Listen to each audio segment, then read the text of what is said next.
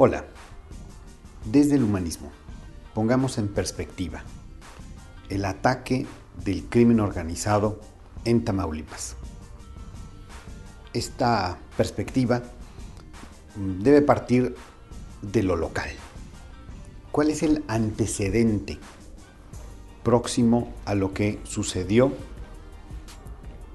en el asesinato artero al candidato priista al gobierno de Tamaulipas? El referente es la elección de exactamente hace 3 años. Hace 3 años hubo una elección plagada de amenazas, violencia y también asesinato. En estas elecciones hubo amenazas a varios candidatos que eran apenas algo competitivos frente a la arrasadora maquinaria priista. Curiosamente, de estos candidatos que fueron amenazados, algunos fueron desaparecidos, levantados, y otro, lamentablemente, asesinado.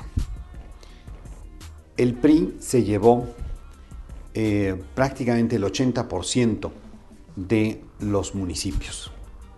El PRI se llevó el 100% de los distritos electorales locales.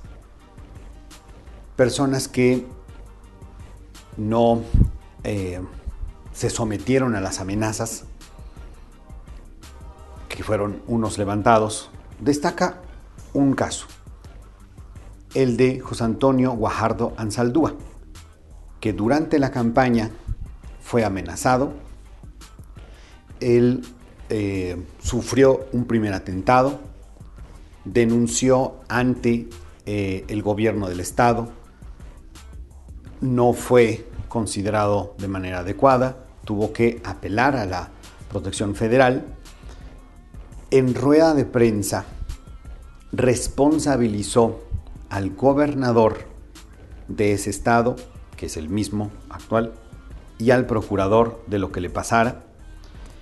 Se hizo la elección, él hizo acopio de pruebas de fraude electoral contra el PRI, en donde acusaba al gobierno del estado, y lo que hubo después de esto fue un asesinato terrible, más de 100 balazos a él y a otras 5 personas, incluyendo la protección de agentes federales que lo cuidaban. Estos hechos obviamente llaman la atención, no pueden dejarse de lado del análisis. Si nos vamos a el asesinato de este candidato, bueno, pues el antecedente es el asesinato de otro candidato, en ese caso panista, también de apellido Guajardo, y que pues era de los únicos competitivos que había frente al PRI en esta elección. Hay otros que también, con que sean un poco competitivos, también están amenazados, y también se dan hechos de violencia muy fuertes entre los cárteles en disputa en ese estado. El cártel del Golfo y el cártel de los Zetas. Los Zetas como escisión de este cártel del Golfo. Hay unos enfrentamientos muy fuertes en donde mueren mandos del cártel de los Zetas. Hay de manera expresa mantas en donde los Zetas acusan a el gobierno estatal local de defender al otro cártel.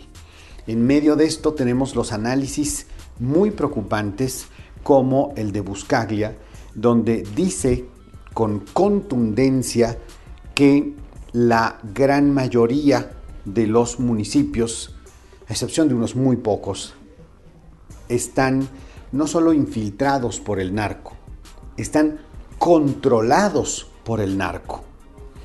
Esto, que es una realidad que viven muchos de los pobladores ahí, pues ubican cómo ya el narco toma las funciones del gobierno municipal en ese estado y pues queda la población sometida a extorsiones, etc. Esto es muy delicado porque es un narcoestado si nos atenemos al estudio de Buscaglia. Y si nos atenemos a otros elementos muy preocupantes como el que da Carlos Ramírez, pues aquí estamos hablando pues de algo que se proyecta aún más a un plano nacional. Y ojo, la reacción que da Beatriz Paredes después del cónclave de gobernadores, en donde rechaza acudir al diálogo que convoca el presidente de la República para enfrentar en unidad, en acuerdo, la gravísima amenaza que plantea el crimen organizado a la institucionalidad democrática del Estado mexicano, también es de preocuparse. Vemos como en otros estados, como Veracruz, hay una cuestión de fuertes señalamientos con respecto al cártel de los Zetas, ¿no? Pero en situación inversa a la que pasa en Tamaulipas. Esto va mal. Esto nos podría estar llevando, de no atenderse en unidad y en acuerdo, a un escenario que podría ser peor al de 1994, en donde se asesinó al candidato a la presidencia de la República del PRI. Esto, en verdad, se tiene que hacer conciencia. En Colombia tuvieron que suceder cosas terribles, como el que el crimen organizado asesinara a 2 candidatos presidenciales en la misma elección, para que hubiera esa conciencia de la clase política, se unieran y trabajaran. En México, al parecer, el asesinato de un candidato a gobernador no ha sido lo suficientemente doloroso como para hacer esa conciencia en la clase política mexicana.